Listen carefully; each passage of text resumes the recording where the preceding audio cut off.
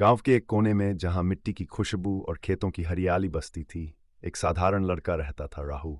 न कोई खास दौलत, न कोई रुतबा, लेकिन अगर कुछ था तो वो था उसका बड़ा दिल।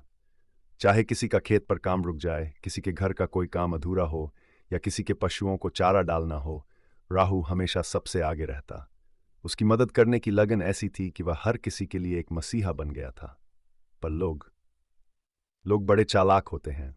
राहु की अच्छाई को उसकी कमजोरी समझने लगे। मदद लेने के बाद उसे शुक्रिया तक कहने की जहमत नहीं उठाते। मगर राहु को इन बातों से कोई फर्क नहीं पड़ता। वो हमेशा मुस्कुराता रहता। बदलाव की आहट कुछ महीनों बाद गांव में सरपंच चुनाव की चर्चा शुरू हुई। पुराना सरपंच, जो अपने भ्रष्टाचार के लिए कुख्यात था, लोगों को तंग कर चुका था। गांव वाले अब बदलाव चाहते थे।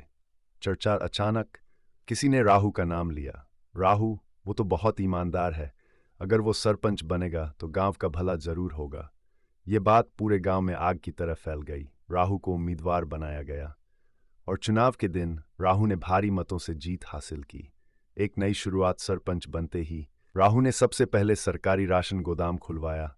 उसने पक्का किया कि हर परिवार को पूरा और सही राशन मिले। गांव के लोग खुश थे। राहु की तारीफ हर तरफ होने लगी। लेकिन अच्छाई के दुश्मन भी होते हैं।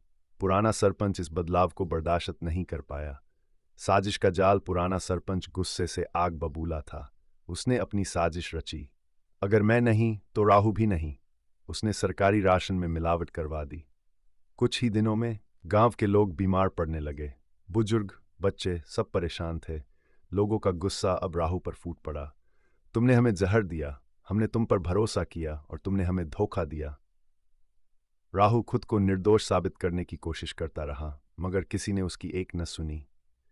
गांव वालों ने गुस्से में उसे गांव से निकाल दिया।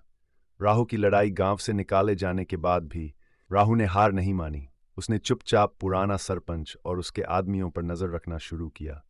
राहु ने मेहनत की और सबूत इकट्ठे किए।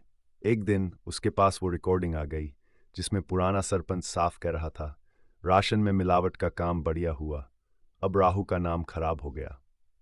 सच्चाई का खुलासा। राहु ने गांव में पंचायत बुलवाई। उसने सबके सामने सबूत पेश किए। रिकॉर्डिंग सुनते ही गांव वाले सन्न रह गए। हमने राहु को गलत समझा, उसने तो हमेशा हमारा भला चाहा था। गांव वालों ने राहु से माफी मांगी। सच्चाई की जीत। राहु फिर से सरपंच बना। उसने बिना किसी कड़वाहट के नए सिरे से गांव के विकास का काम शुरू किया। अब गांव में हर किसी को एहसास हो गया था कि राहु जैसा सच्चा इंसान उनके लिए कितना जरूरी था। और इस तरह राहु ने साबित कर दिया कि सच्चाई भले ही देर से जीते, लेकिन उसकी जीत पक्की होती है।